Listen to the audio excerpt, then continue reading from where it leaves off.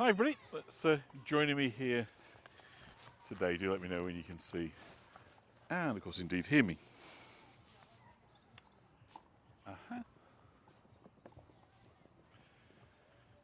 So a bit of a calamity today. Mrs. John's with me again. She'll give you a wave in a second. I'm not the calamity. But we are sans gimbal. My gimbal I think has finally died. The very one I had since the beginning of Harrogate. So I'm doing this without a gimbal. So I'll just give you a heads up on that. So if it's not as smooth as you might like, I apologise. So yeah, gimbal free. Can you just hold that for a second? I'm just looking. God. Right, don't just. So yeah, I'm just looking for my other phone at the minute. Just to do with that. So hope we're all well. Do say hello if you're on. There it is. I've got it now. Yeah. So we're going to do your best to bring you the Blossom experience and walk down to the Valley Gardens. But as I say, I am sans gimbal, so consequently I'm on a fixed. So think of it like a selfie stick instead of just to get rid of the gimbal. So I'm on a kind of fixed stick, which will be perfect for framing the avenues, but not so good when I'm walking. So if you're just going to bear with that, and of course, if you're able to contribute to the John's replacement gimbal fund during this tour, that'd be much appreciated. Because obviously it looks like I'm going to have to shell out for that, but I can't complain. It's had to be 5 years, so I suppose it's done a pretty good job. So I hope we're all well. So who have we got on? So we've got Mitzi, we've got Laurie, we've got Susan, we've got Colleen on here, we've got Robin, I think I saw, we've got Tish, and did I see Linda as well? I think I saw Linda as well. So greetings one and all, and welcome to Harrogate. First time in Harrogate this year. Yeah, Linda's on as well, that's nice. So why is that doing new comments? Sound very good. So, well, the sound, obviously, the sound isn't impacted by the gimbal. It's the pitch stability, Robin. So basically, what happens for those that don't understand what gimbals do is, if I went like this and I had a gimbal, you wouldn't get that jerk. So what I'm going to have to do is just be more slow and more deliberate, and treat it like a selfie stick. So if I like to do panning, it's not too bad. Whereas if I start going too fast, you get the motion sickness. So alas, poor gimbal, you've spent a lot of hours in the company of that gimbal, Tish. So gimbal Mark II is going to have to be on its way. I believe we've seen it, we've known it, but I fear that we've now lost it. We need to part company and start again. But it is 5 o'clock, so let us walk on, because I think it was that Robbie says about Leonie's tour, which I guess is at 6. We finished up, so I went overrun today, and we'll just see. So welcome to Harrogate, and today is it's a nice opportunity to just take things a little bit slower, and let's kind of start by giving you a shot of where we are on the railway bridge. So it must be the nicest railway bridge anywhere in the country, because for a start, if we just turn you around, give you a little panning shot, keeping as steady as I can. We're kind of on the Stray, so an area of kind of green space, protected green space in the middle of Harrogate. But it is a beautiful day, Susan, yeah. But as we kind of come back over, we cross the railway, so you can see a railway bridge over here. And then once we cross the railway, it's such a peaceful railway bridge. But just so you believe me, there is the railway track that kind of comes through on its way into Harrogate Station, which is about half a mile or so in that direction. And then we get into the Blossom path. So let me kind of walk sort of slowly onto the path, and then we'll just follow the avenues. And we're going to talk a little bit about Blossom and its significance and what it kind of means to us. And then we're going to head down, have a look at some flowers, and walk down to the Valley Gardens. So if that's not a nice way to spend an hour in one another's company, I don't know what is. So Harrogate, of course, famous for its cherry blossom. I think we'll head that way first and kind of take a zigzag. It's very busy. So as I say, I'm going to walk slowly so that hopefully the lack of gimbal will inconvenience us less than otherwise it might. So Blossom arrives early. The way kind of early life arrives. Not as something to be analysed, but something to be felt. And when you walk beneath avenues of flowering trees, the world kind of becomes soft around the edges. The light shifts, colours gather, and the earth itself seems to kind of loosen. So let's get into the main path here so we can get the full impact. Thank you, Robin, great do. And when we're going to experiencing, I'm just going to hold up people taking photos, and I'll say the slower we go, the better experience I can kind of give you. Is, I think, when we pass into these places, we've got flowers all around us, we kind of pass, we enter a state as we would as infants, kind of before language, a world where sensation and experience is enough, where beauty doesn't need to be earned or indeed explained. It simply surrounds you, and that's enough. Isn't it something? And yet across history, cultures have poured meaning into blossom, kind of reading into it the same qualities that early life teaches us. Renewal, tenderness, impermanence, and the quiet turning of the year. So across the world, tree blossom has long been a marker of more than spring. It signals emotional rhythms, communal rhythms. The moment when people step outside again, and just look, as I kind of pan across, how the arrival of this blossom is driving people's behaviour. Everywhere you look, people out there want to be part of it, want to commune with this. There is something elemental about these avenues of light beneath the branches. To look, to breathe, to share the moment. To experience beauty precisely because it will not stay. In China, cherry, plum and peach blossom appear in poetry, painting and seasonal festivals. And they signal vitality, renewal and the harmony between people and the natural world. They're drawn by the same instinct that has guided generations for them. This is a communal activity that we're part of today.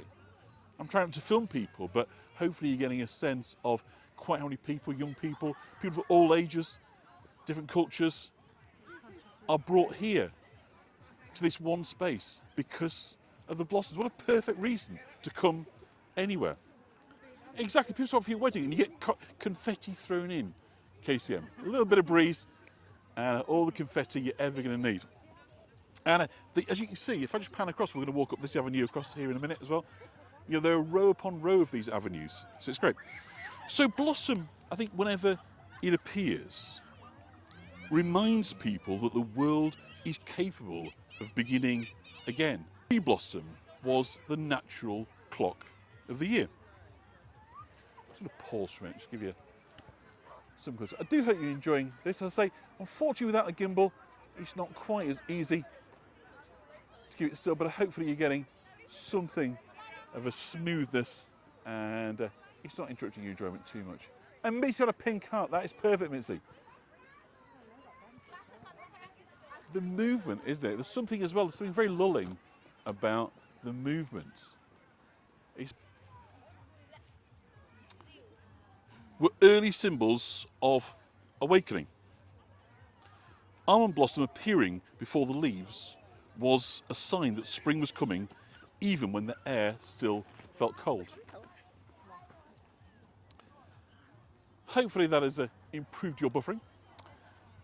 We'll cross over onto this side and hopefully a little bit busy. In Himalayan regions and northern India, the first apple and apricot blossom marked the moment winter finally loosened its grip. Villagers celebrated the first bloom as the true beginning of the year. A moment of relief, of gratitude, and of quiet anticipation. So hopefully that has settled down and we're now able to bring you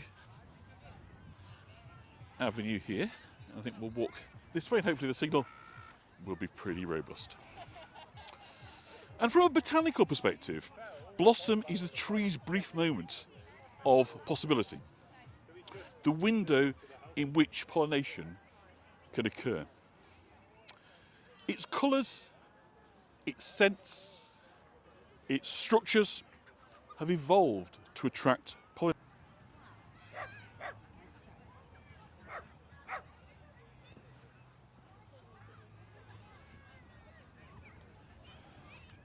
So yeah, some of them will hold back because they don't want to compete with the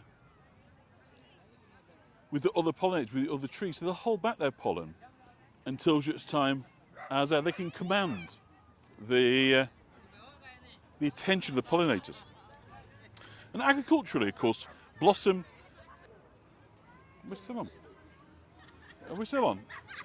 Just let me know. Can you just let me know that you can see and hear, because it was been suffering. I think there's just a lot of people using 4G here, and we've hit a dead spot. But let me know if it's back on, and we can walk on down through. I think we've probably had. Just tell me if we're on. Getting blossomed on. So I just need to know that buffering comes and goes. Let's walk on.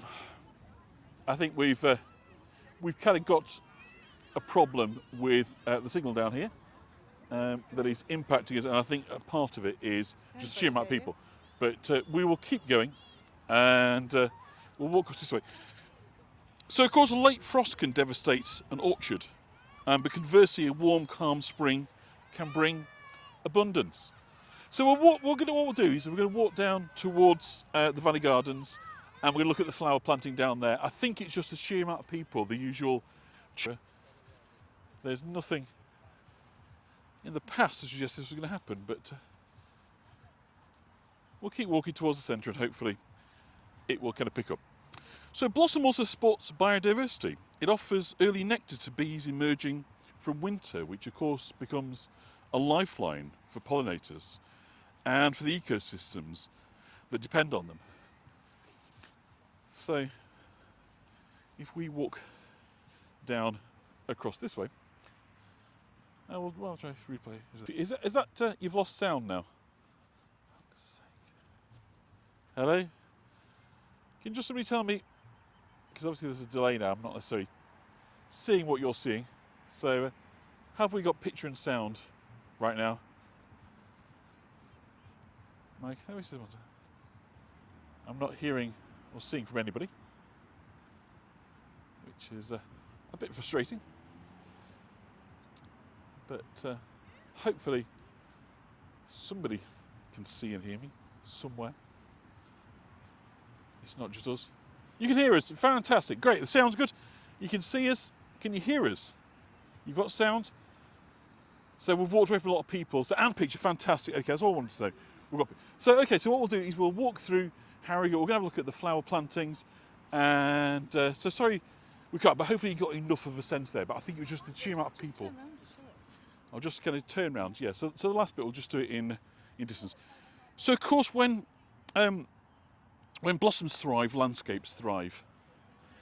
And among flowering trees, apple trees, by the way, I don't know if you know this, sort of carry one of those quietly fascinating stories of reproduction and diversity.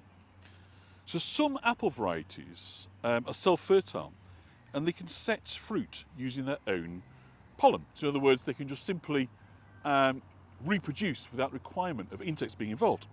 So these trees hold their lineage steady. The blossom is pollinated by the same tree that produced it.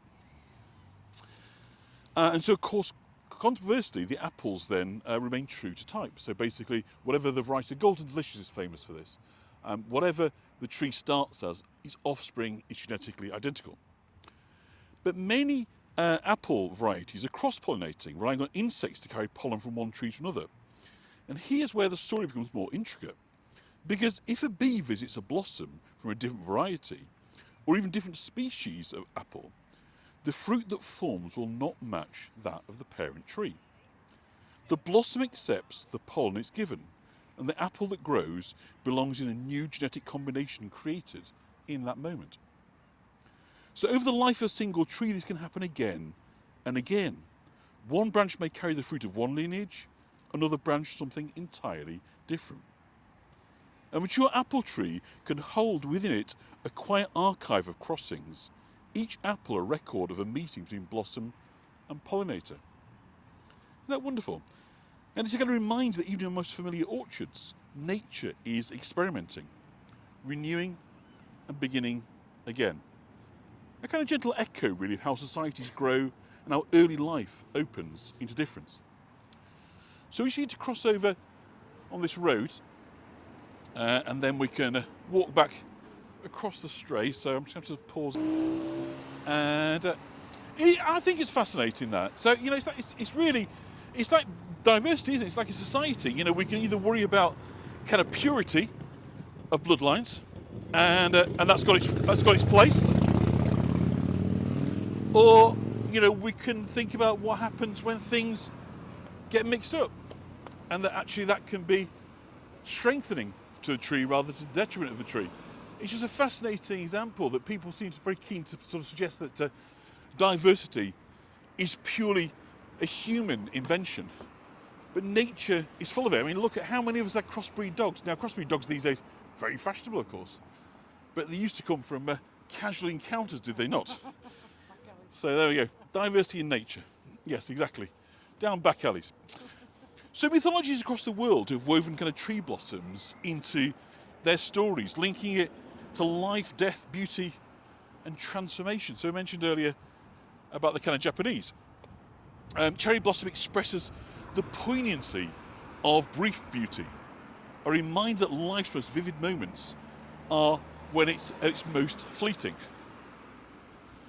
In Greek mythology, the almond tree symbolises devotion and endurance. Its early blossom a sign of hope in the hardest seasons. So this row of shops here will break in a minute, and then we shall get some rather attractive planting. Harrogate is very, very famous for its planting, so we'll go and enjoy what's there. So in Greek mythology, as I say, you've got this idea of hope in the hardest seasons. So there's this theme running through, isn't there, that we've talked about on tours before. You know, in a time that it's worth remembering for us that we live in this era of artificial light, but that is a very, very recent development in the history of humanity. For most of humanity, people lived with the light of the sun, and the light of the sun in winter was a few hours a day, depending on where you are. It could be almost no hours a day if you're in kind of top parts of Northern Europe. So consequently, this idea of the return of sun, of light, of growth and flowers, imagine the psychological impact if you're literally getting 6 hours of daylight, you know, for months on end. So I think it's kind of worth remembering for us that whilst we look forward to spring, think how much cultures of the ancient world and of centuries back must have appreciated it. So in Celtic traditions, thinking about the Irish now and the Scots, hawthorn blossom was both protective and dangerous. It was a tree of thresholds, a guardian of the other world. By the way, this wasn't the route I was planning to walk all the way down the Blossom Avenues, but of course the signal buffering was a problem, so consequently we've taken another route, which at the moment isn't quite as attractive, I appreciate, but I'm trying to give you a nice bit of the stray and hold this as stiff as I can, because I'm also doing, for those who didn't pick up at the beginning, started inauspiciously this tour, plummeted downhill thereafter, insofar as that we got gimbal fail. So I'm working off a fixed selfie stick rather than gimbal.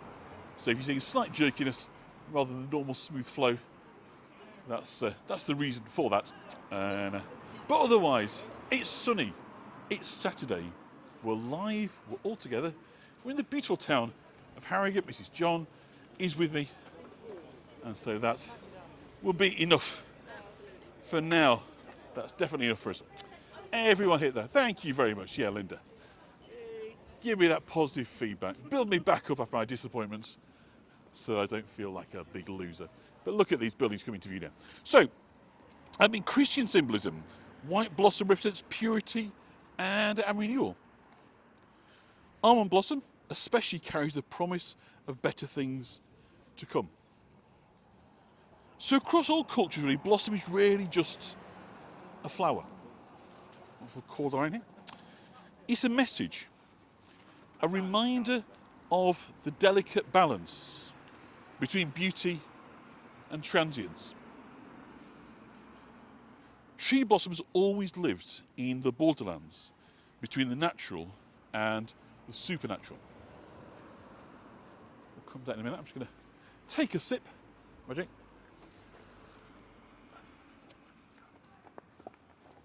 Is it beautiful blue sky today? April.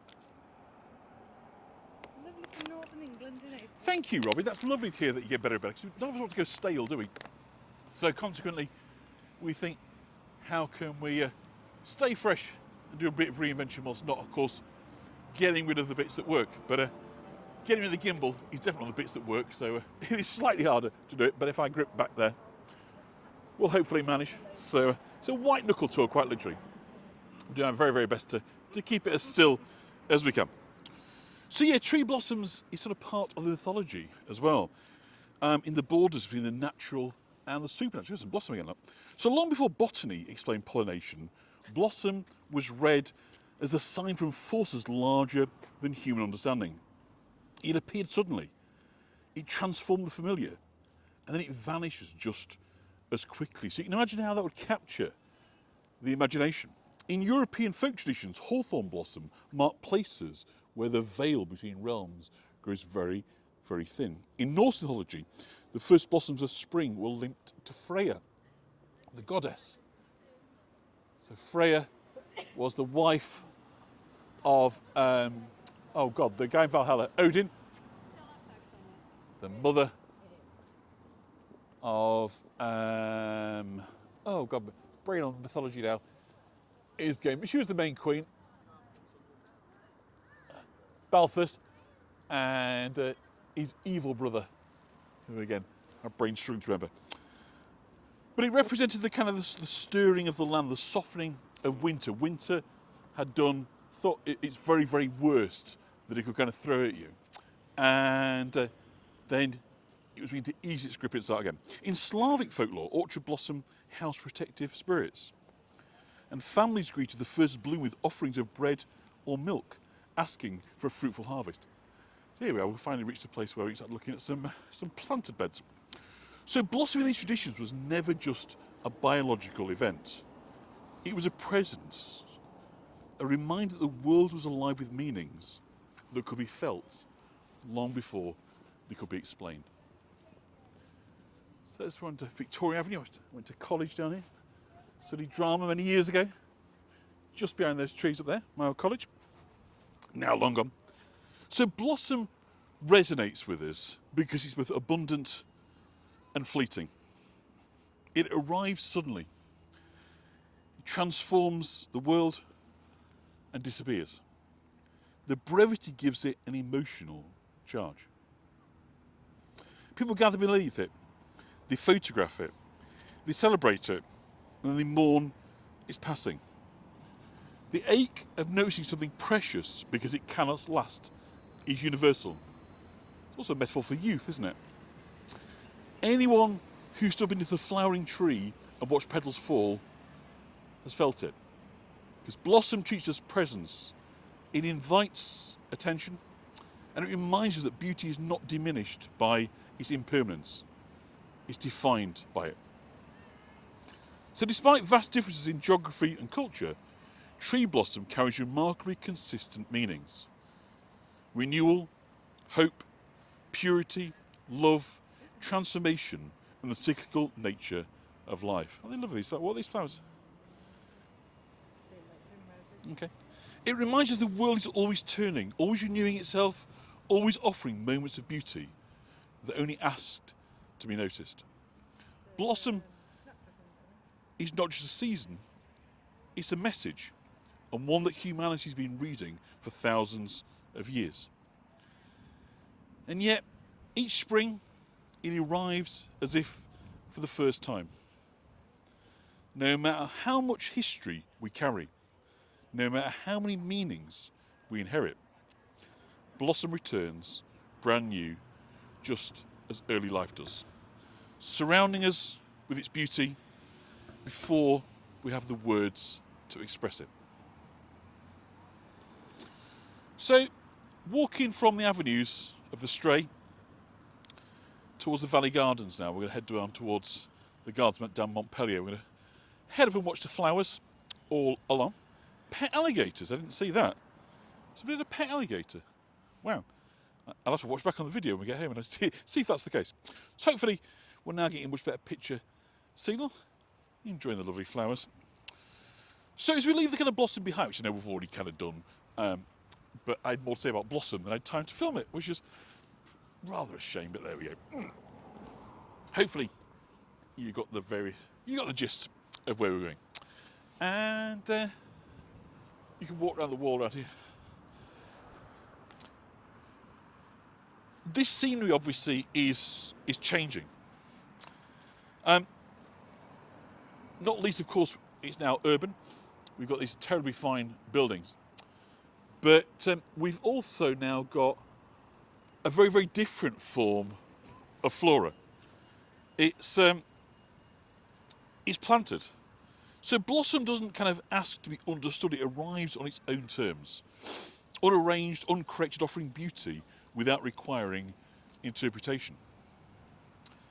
But here, as the formal beds begin, we step into nature that has been shaped to carry intention. Borders, patterns, and colours chosen and combined. Plants encouraged in one direction and restrained in another. This is nature that's been arranged to be read. A place where flowers were once expected to speak. If any of you have come across Victorian flower language, something that I only kind of recently sort of picked up on, but I've been delving into it, and it's jolly interesting. Because in the Victorian era, understanding those meanings wasn't a curiosity, it was pivotal. And before we look at these meanings themselves, it helps to understand how this language lived in the Victorian world. It wasn't confined to a single gesture. Let's just come in a bit closer on these. These are yellow, really beautiful. Let's keep it. Beautiful wallflowers, yeah. So it moved through daily life in many forms, this flower language, and each carried its own nuance. So sometimes it was the gift of a single flower, slipped into a gloved hand during a walk, or maybe quietly left on a doorstep. Sometimes it appeared in hand-tied posies, exchanged during visits, or perhaps carried on promenades, with each bloom chosen for the message. It added or it softened. So you could basically make, not proclamation is probably too strong a word, but you could express sentiments through the flowers that you chose, the colours. And we see it now, of course, inside vase arrangements in drawing rooms. And this is kind of started during, the Victorian period. We'll just walk down one more time, just down here. And we'll walk down towards the gardens. So a cluster of white violets, perhaps, on a mantelpiece. Or a spray of hawthorn in the hallway. Speaking to visitors without a single word being said. And this flower language extended to greeting cards, stationery, decorative motifs, paintings, embroidery, even fashion. Flowers stitched into shawls, pinned to bodices, woven into hair. And they weren't merely decorative choices. They were part of a shared symbolic vocabulary. You see, in this society, the Victorian society, direct expression was often impossible. Understanding flowers wasn't optional. It was how people communicated desire, gratitude, apology, warning, hope,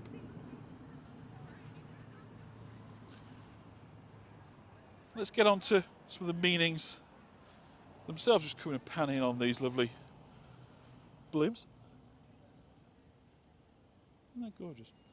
So a single bloom could kind of talk with surprising clarity. A red camellia, I don't know if we're going to see any camellias today, but a red camellia didn't simply suggest infection, it declared you are loved. A sentiment far too bold to be spoken aloud in many Victorian settings. So you see how the reticence to use the language that we might feel comfortable with today was quite literally supplanted by plants. Should we try and find a way to cross? Hawthorn offered hope, a quiet, steady kind of hope that looked towards the future without demanding it. So I'm just going to cross over, not film a whole bunch of people having a drink, and there's some nice gardens here, and then we'll walk down towards the Valley Gardens. But I do have to just keep my eyes and ears open as we cross over here, because it's a busy kind of road. And we can just go now. We've got a nice steps in our centre. So we're over here. So a white violet expressed modesty. Not shyness, but a gentle sincerity. A way of saying, I'm here with honesty and without pretense. A yellow rose, now you might know some of this, carried jealousy. Its meaning sharp enough to shift the tone of an entire arrangement. So if you sent somebody an arrangement that had yellow roses in it, and it was congratulating them on their wedding, that was a very mixed message that you were sending. So you have to be incredibly careful, because people understood this language. It's more bars rather than parking on the lawns. It's bars that put seating outside, because there's so much space here. Aren't they gorgeous? Aren't they lovely? So including apple blossoms. So some tulips just down there. Don't want to come too close. Apple blossoms just a promise of better things. A soft, forward-thinking message with a hint of possibility. But they were quite subtle, these messages. It wasn't about, kind of making it so ramble and obvious. It was this delicate symbolism that was applied in flowers that it just did to understand. If you couldn't understand this, you were out of kilter, out of step with your peers in your kind of social group. So let's talk a bit about how these meanings were kind of constructed, because these meanings were only the beginning. In the Victorian world, a flower's message depended more on far more just the bloom itself.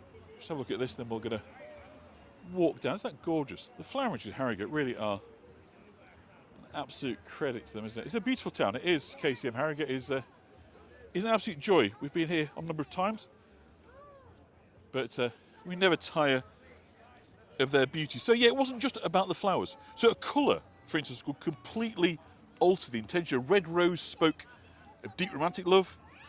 A pink rose suggested admiration. A white rose conveyed innocence or remembrance. And of course, the yellow rose, jealousy. So very, very different meanings. It's not just a case of say it with roses. You have to be very, very clear about what messages you're sending following the code. So even in the same species, the shift from crimson to pale yellow could turn a declaration into a warning.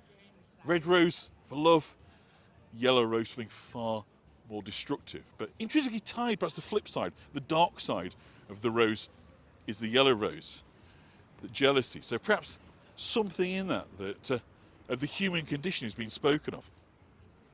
So number, of course, carried its own grammar as well. A single flower was intimate, a quiet, personal message. 3 flowers formed a polite gesture suitable for acquaintances. A dozen was a declaration. Still today, right? Unmistakable in its seriousness. Still today, a dozen red roses is the benchmark, isn't it, for a gift for some Valentine's Day. So expressing that devotion before you could say it is basically saying, in Victorian society, you're the person I want to marry. So these things that we sort of continue onwards, and those that have got very deep pockets, I think a dozen red roses on Valentine's Day is about 200 or 300 pounds in it. Still waiting. So ridiculous. Still waiting, says Mrs. Chase, Mrs. John. So, well, guys, what can I say? If you want to make me, we'll do a pre-Valentine's tour next year. And if you like it enough, we'll see how many roses I can afford to buy it. I'm more likely to buy you. Yeah. So as yet, we haven't done that. But so yeah, arrangements also shape the meaning further still. So a tightly bound posy suggested deliberation and care.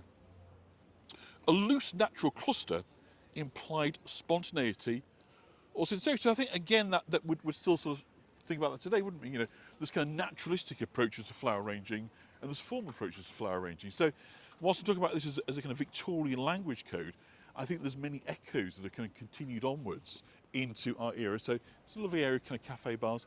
You've got Betty's Cafe up at the top of the hill on Montpellier Parade. Imagine, yeah, look, what a lovely idea, Ronnie says, imagining school children passing flowers under their desks instead of notes. Well, I think that'd be a better world, Ronnie. That's the world that I would like to live in. By the way, we just passed our friend Alison's house. I'll not show it, but Alison Telfer lives hereabouts. But she's not on the tour, she's in Liverpool today. So we wish her well, hope she's having a nice time.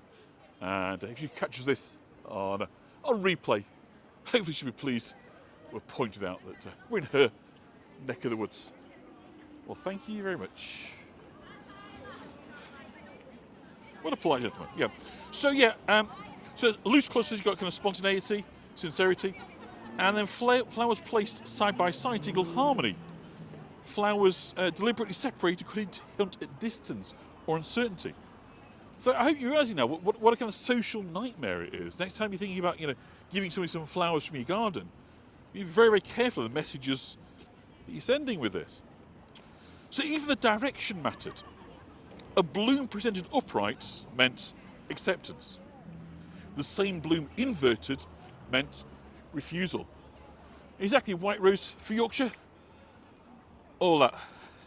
So meaning lived in these details, in a kind of choreography of gesture. And it was the way that nature was arranged to speak and to say things that people felt they couldn't necessarily say. So a bouquet, when you think about it, come together, could be a whole sentence. A posy could be a confession. And a single bloom could be a refusal. So isn't that wonderful? I do love finding out things like this, sharing them with you. I do hope you've enjoyed that little bit of a 5-minute or so dive into Victorian flower language.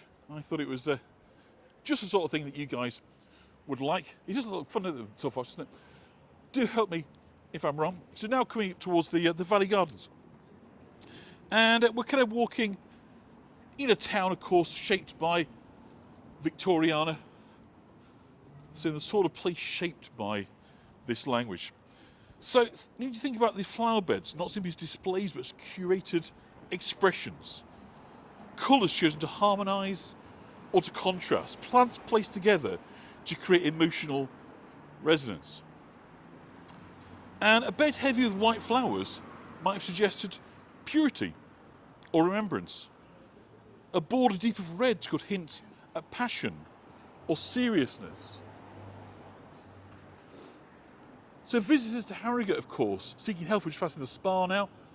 So where people came to take the foul-tasting water, seeking health or retirement or romance, would have understood these cues and that have read the gardens the way that we today read text. A sprig of hawthorn offered during a walk, a violet pinned on the lapel, a rose quite left on a bench. Each one carried meaning.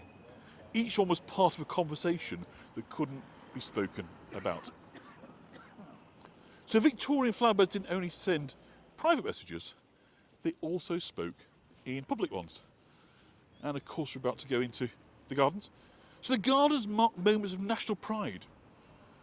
Royal births, marriages and especially jubilees. Floral displays became civic language, a way for towns to declare loyalty, celebration, confidence in the future. Patterns echoed, royal colours, initials, crests and symbols. And beds were timed to bloom at the right moment, so the landscape itself seemed to join in with the festivities. And in 1887, Britain celebrated 50 years of Queen Victoria's rule, the Golden Jubilee. It was a moment of extraordinary national confidence. Britain was the richest nation in the world, its empire vast, its industry unmatched. And Harrogate joined the celebration with elaborate floral displays and the opening of the Valley Gardens that same year, and it belongs to that mood. A gift to the public, a place of leisure and pride, a landscape shaped for pleasure and for play. And yet looking back, we can almost feel a sense of poignancy.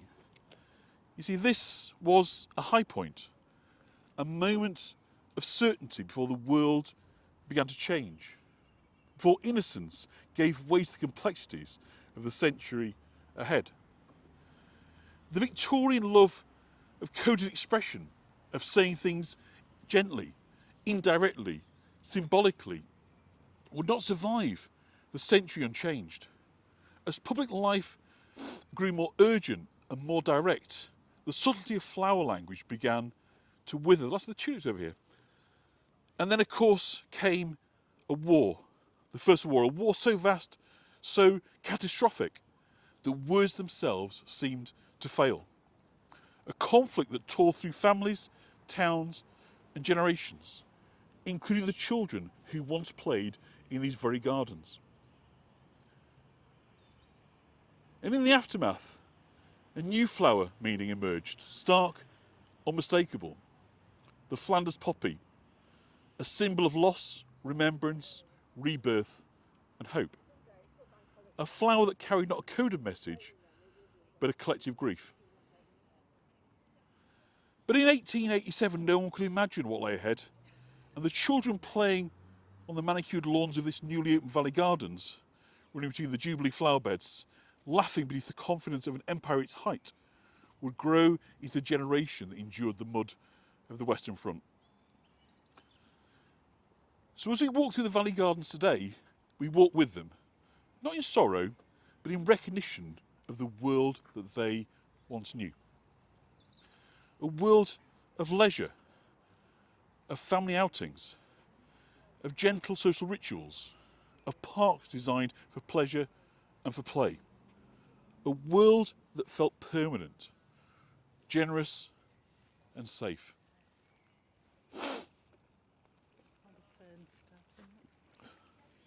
Beautiful, aren't they? And so now as we step deeper into the Valley Gardens, we enter the world these children once knew. A world built for leisure, for health, for pleasure, and the simple joys of being outside. Victorian parks were not just green spaces. They were social stages, theatres of everyday life. Harrogate, as a spa town, understood this better than most. People came here to recover, to breathe cleaner air, to take the waters, to walk slowly through beauty as part of their healing. And so the parks were designed with intention, not only to soothe the body, but to lift the spirit. A place for families, for play, for innocence. Look around and imagine the Valley Gardens in their early years. Children racing across the lawns, hoops rolling, kites lifting, laughter carried on the warm air. Nannies watching from shaded benches, parents strolling at a gentle pace, time itself seeming to soften. These were days when summer felt endless, when the world felt safe enough for play to sit at the centre of a child's universe. And we're going to walk up to the boating lake in a minute. I'm glad you enjoyed that. But before we do, I've just got a little set of postcard pictures from the early Edwardian era that I'm going to share with you. It's on a playlist again, like we were last time. So it brings up no particular order, but just take in these scenes of late Victoriana, turn of the century scenes from Valley Gardens here in Harrogate. So colorised postcards, not done modernly, that this was the fashion in the day, because obviously photography was black and white, so they did love to colorise. And so you get these very kind of sort of naive representations of colour, but I do think it's nice for us to see it as they did, as places of colour. And of course, if you spent your time in the Valley Garden and you're in amongst colour of the flowers, the black and white photographs would have been a very poor representation, wouldn't they? So you can see actually why they would begin to do this colorisation. But as we look at it now, it does look really rather crude.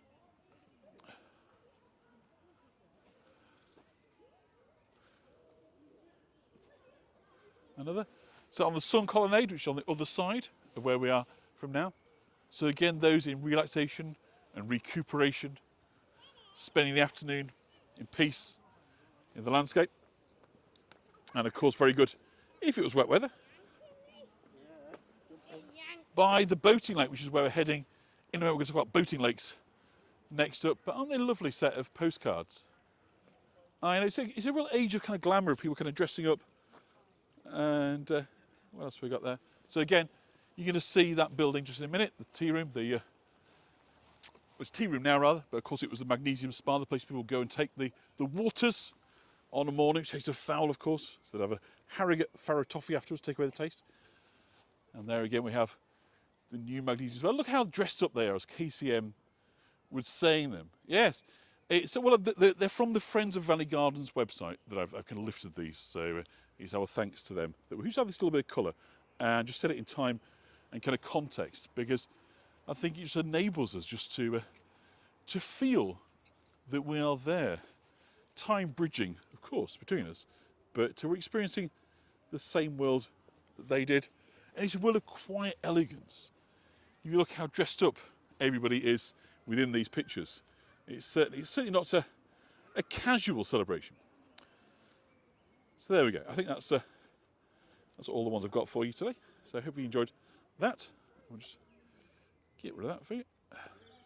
So there we go. So let's go on to the boating lake. And so before we kind of picture the boating, so the magnesium tea room is just down here. When we're thinking about boating lakes and water, there's something, and I want to emphasise this for those that are joining us from the other side of the Atlantic, just to kind of reinforce the message really. That the Victorians had on a particular gunnery coming back. It was very, very heavily cut back a couple of years ago, and now it's gradually coming back. It's a giant rhubarb, if you remember. Yeah, that's the gunnery. Yeah, it's the giant rhubarb. But it was very, very heavily cut back, and now it's on its kind of way back. So the Victorians were obsessed with model boats, and this is because it's so central to the British identity, isn't it? We were the greatest maritime nation, the greatest naval power on earth. So the Royal Navy wasn't just a fleet, it was the backbone of national identity. And that pride spilled over into leisure, into craftsmanship, and into spectacle. Just walking past the magnesium tea room now. Very nice, isn't it? So across Britain, model boat clubs flourished. Men, engineers, craftsmen, veterans built astonishing replicas. Brigs, cutters, ironclads, miniature versions of famous ships.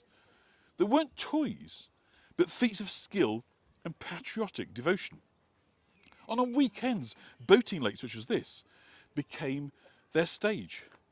Crowds gathered along the banks, hundreds, thousands at times, to watch these tiny fleets manoeuvre with surprising grace.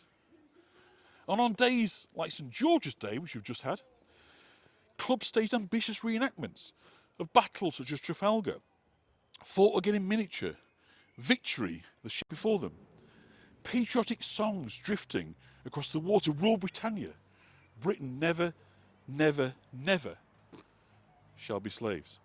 It's a spectacle, pride and play woven together in the ripples of a quiet park lake. In front of us over here, we have the bandstand. A little bit up there, is it? I forgot where the bandstand is. But we'll find the bandstand. So if the boating lake brought energy, the bandstand brought something gentler. The heartbeat of Victorian afternoon. And this was a cost of society based on leisure. You had the money. There was no work. You had servants and flunkies do everything for you. So it's about how are you going to fill your days, what are you actually going to do with your time. And of course, if you're here recuperating from an illness, you've quite literally got all the time in the world. So on summer days, brass bands gathered beneath the iron canopy. Uniforms bright with colour. Deep navy, scarlet trim, polished buttons catching the light. The sun glinting off a... Is it? Do you know, it's ridiculous, I can't remember where it is. Never mind. Imagine it. The sun glinting off cornets, euphoniums, each one gleaming like a small sun of its own. I think it's over there. The conductor raised his baton. A hush rippled through the crowd, and the music began. Patriotic marches, romantic waltzes, light operatic arias, tunes everyone knew, drifting across the lawns like the warm air itself. We'll go to the Japanese garden, I think.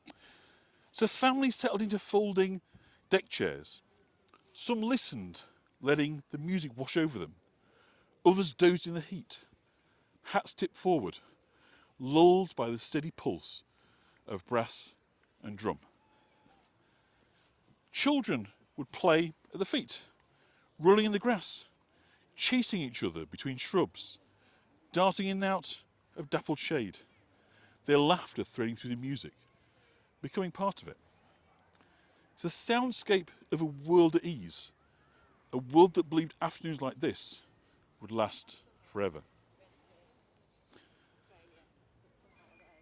Now, if I just spin you kind of round, we're looking straight into the sun, so you probably can't see very well, but just kind of behind we've got the kind of Grand Hotel.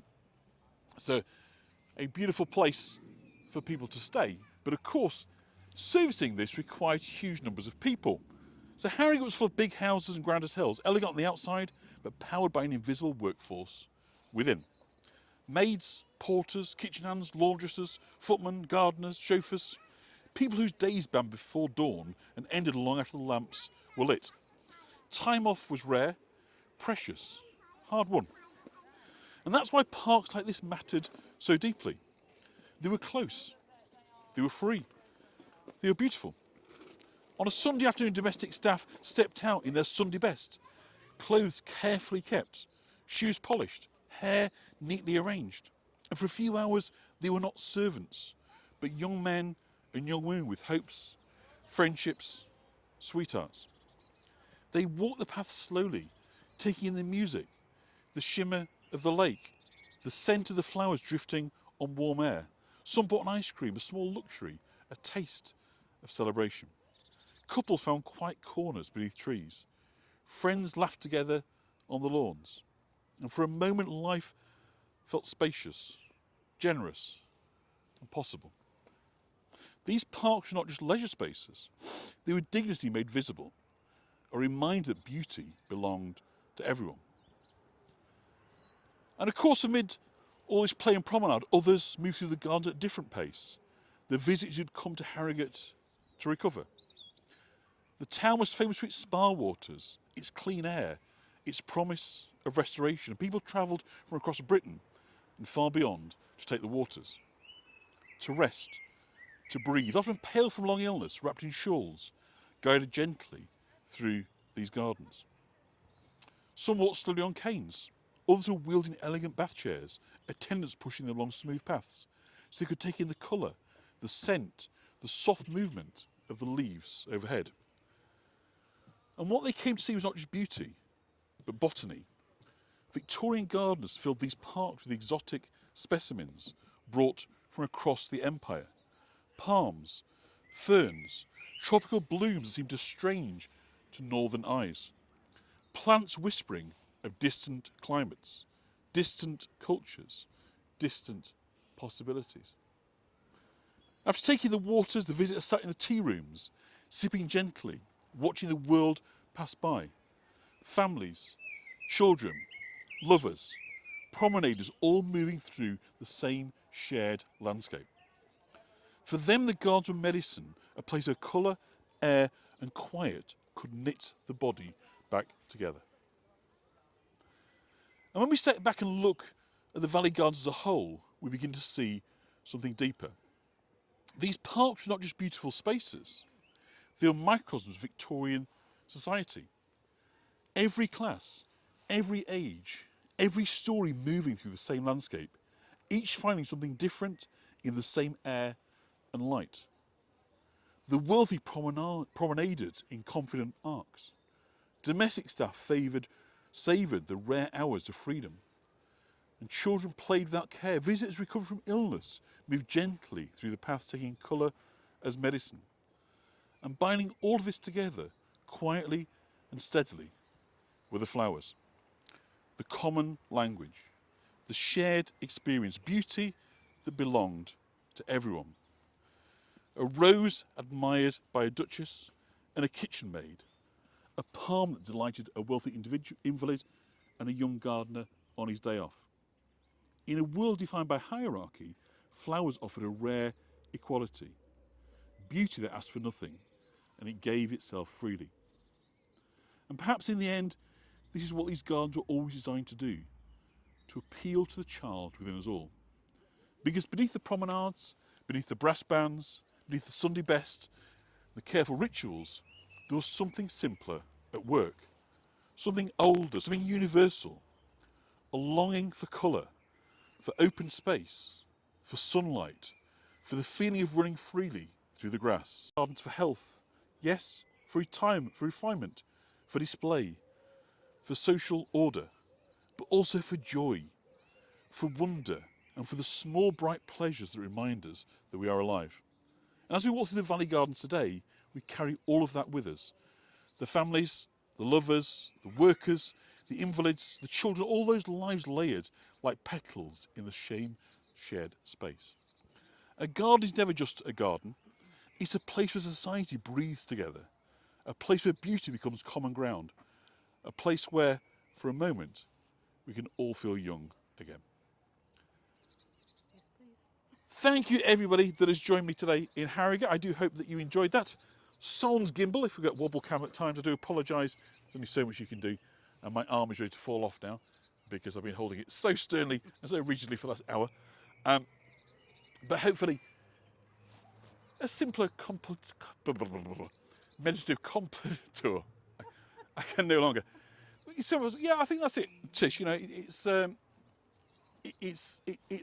that elemental thing, isn't it? Do you know what I mean? It's built for people, and of course, it means that in these chastened times of public finances, there's such an easy thing to cut. There's a soft underbelly in the target. Now, thankfully, in places like Harrogate, there is what they call the social capital, to have people get involved as volunteers, run things. That's not always the case. The place where parks and flowers are most needed, where beauty is most needed, where hope is most needed for people, often these are the very places where you just don't see flowers, where we need the green shoots for the young people in the future. So I think parks are incredibly important. But so is virtual touring and bringing you together as a community. So thank you everybody who's joined us. Like I say, if you are able to contribute, I'm not going to lie, that it is kind of necessary to keep me going. But I do hope that as and when you get the chance, you're able to make a contribution. Not least it looks like I've got another gimbal to pay for. But that aside, whether you've enjoyed it or not, I bid you farewell from Harrogate and look forward to seeing you very, very soon. So thank you everybody, and we'll just finish up on some flowers, and you can send you on your way